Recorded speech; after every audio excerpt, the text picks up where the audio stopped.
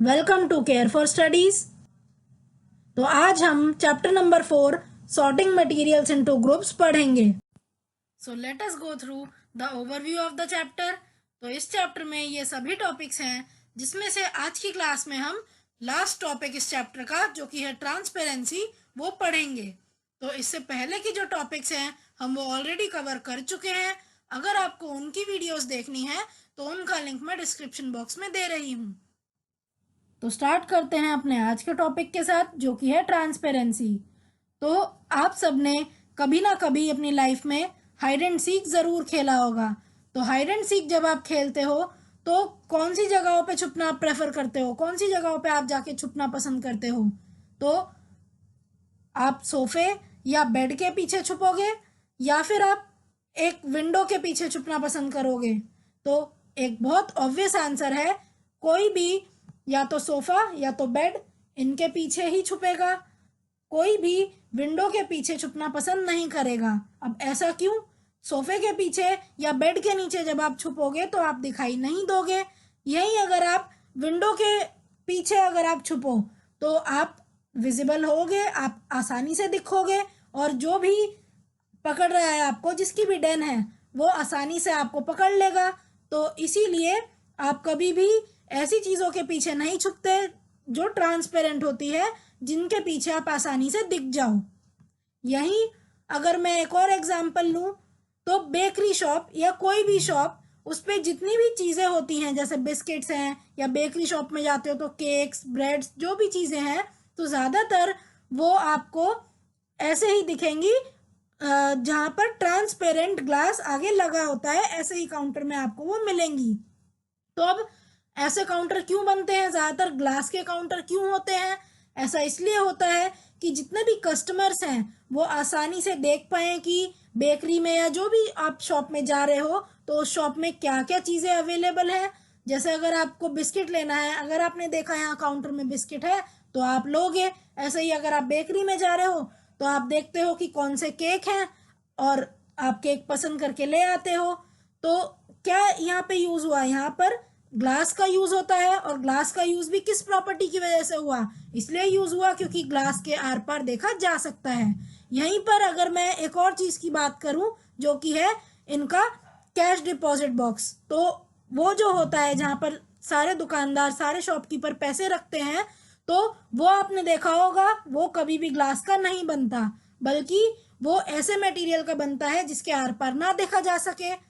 तो इसी बेसिस पर हम पढ़ते हैं कि ऑब्जेक्ट्स कैसे हम क्लासिफाई कर सकते हैं।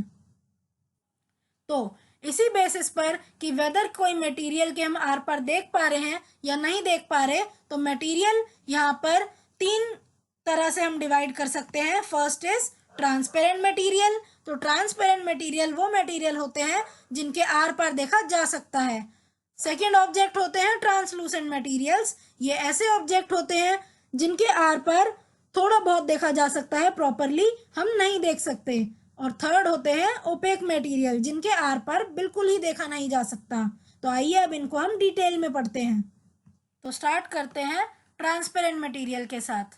तो क्या होते हैं transparent material? Substances through which we can see object placed on the other side clearly is called transparent material.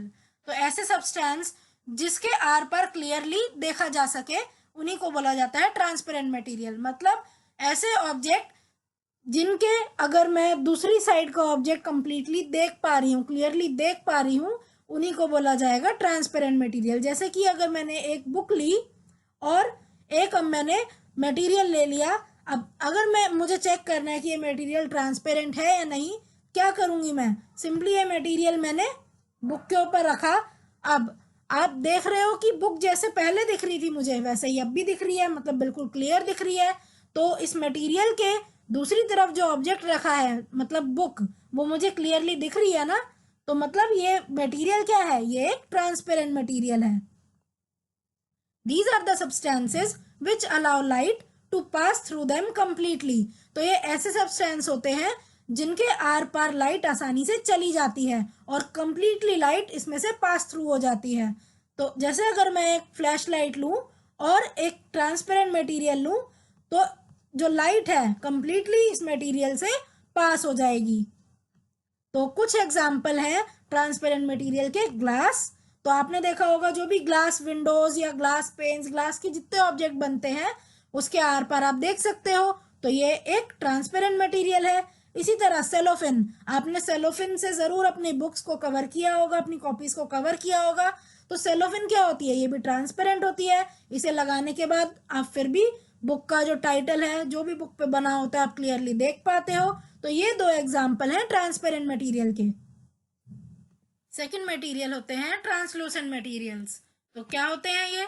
Substances through which we can see partially is called translucent material. तो ऐसे material जिनके are पार हम partially देख पाए, partially मतलब थोड़ा बहुत देख पाए, पूरा हमें आर पार इससे नहीं दिखता।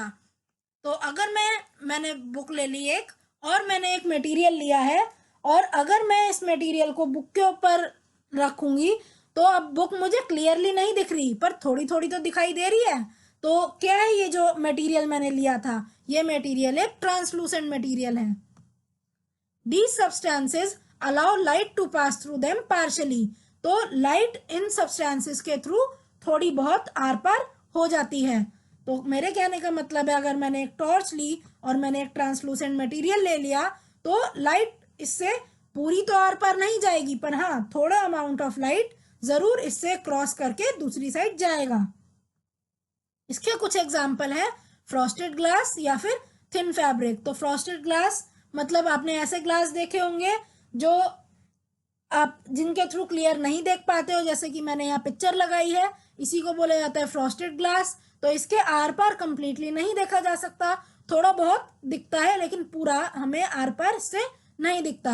इसी तरह थिन फैब्रिक, तो कोई भी कपड़ा है तो जो बहुत थिन फैब्रिक होते हैं उसके आर पार भी हमें कंप्लीटली नहीं, थोड़ा बहुत दिखाई देता है। तो ये भी एग्जाम्पल होते हैं ट्रांसलूसेंट मटेरियल के। ऐसे ही बटर पेपर अगर आप लो तो बटर पेपर क्या है, बटर पेपर भी ट्रांसलूसेंट मटेरियल ही होता है। So last type of material are opaque materials. तो ये ऐसे सब्सटेंसेस होते हैं जिनके आर पार हम बिल्कुल ही नहीं देख सकते। So substances through which we can not see at all is called opaque material. और यही प्रॉपर्टी जिसकी वजह से हम आर पार इन मटेरियल के नहीं देख सकते, उसी को बोला जाता है ओपेसिटी। तो अगर मैं एक बुक लूं और मैं एक ओपेक मटेरियल लूं, और ओपेक मटेरियल को अगर मैं बुक के ऊपर रखूं और अब अगर मैं बुक को देखना चाहूं तो मैं नहीं देख पाऊंगी, क्योंकि ओपेक मटेरियल की प्रॉपर्टी होती है कि हम उनके आर पार नहीं देख सकते। These substances do not allow light to pass through them. तो ये अलाउ नहीं करते लाइट को अपने आर पार जाना। तो अगर मैंने एक टॉर्च ले ली और मैंने एक ओपेक मटेरियल लिया तो इसके आर पार लाइट नहीं जाएगी। इसके एग्जाम्पल हैं वुड, प्लास्टिक, मेटल एक्सेट्रा। तो कुछ एग्जाम्पल ओपेक मटेरियल के हैं वुड, प्लास्टिक और मेटल। तो इनके आर पार आप नहीं देख सकते। अगर आप अपने घर में भी देखो तो वॉल्स हैं, वॉल्स के आर पार नहीं देख सकते। बहुत सारी ऐसे मटेरियल होते हैं जिनके आर पार आप नहीं देख सकते, उन्हीं को बोला जाता है opaque material. Now let us study some important points. All solids are generally opaque, for example stone, metal, etc. But some solids such as glass and plastic are transparent. तो generally जितने भी solid होते हैं वो ज़्यादातर opaque होते हैं। जैसे कि आपने देखा होगा stone है या metal है, ये opaque होते हैं, इनके आर पार देखना पॉसिबल नहीं है। लेकिन कुछ solid ऐसे हैं जैसे कि glass है या plastic है, वो transparent होते हैं और हम उनके आर पार देख सकते हैं। Most liquids are transparent in their pure form, for example water, alcohol, etc. But milk is opaque. तो ज़्यादातर जो लिक्विड होते हैं अगर वो अपनी प्योर फॉर्म में है, उसमें अगर कोई मिलावट नहीं है, तो वो क्या होते हैं, वो ट्रांसपेरेंट होते हैं।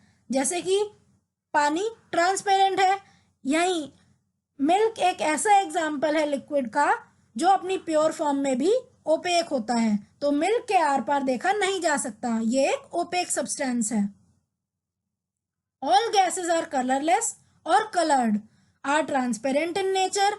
For example oxygen, nitrogen and carbon dioxide are some colorless transparent gases, whereas chlorine and nitrogen dioxide are some colored transparent gases. तो जितनी भी गैसेस होती हैं, चाहे कलरलेस हो, मतलब कैसी भी गैस हो, चाहे वो कलर हो उस गैस में या फिर उसमें कलर ना हो, लेकिन गैसेस नेचर में ट्रांसपेरेंट होती हैं.